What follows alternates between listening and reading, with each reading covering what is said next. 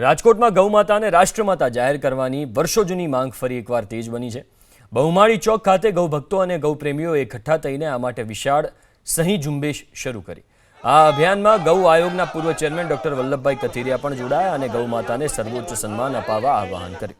ઉલ્લેખનીય છે કે ગઈકાલે જસદણમાં પણ માલધારી સમાજે આ મુદ્દે વિરાટ રેલી યોજીને શક્તિ પ્રદર્શન કર્યું હતું। સૌરાષ્ટ્રમાં માલધારી અને ભરવાડ સમાજ દ્વારા આ ચળવળને વ્યાપક સમર્થન મળી રહ્યું છે, જેને કારણે સરકાર પર દબાણ વધી રહ્યું છે। આજે સમગ્ર ગુજરાતની અંદર 7 મેએ પહેલા ચરણમાં બધા જ મામલતદારને આવેદનપત્ર આપવાનું છે।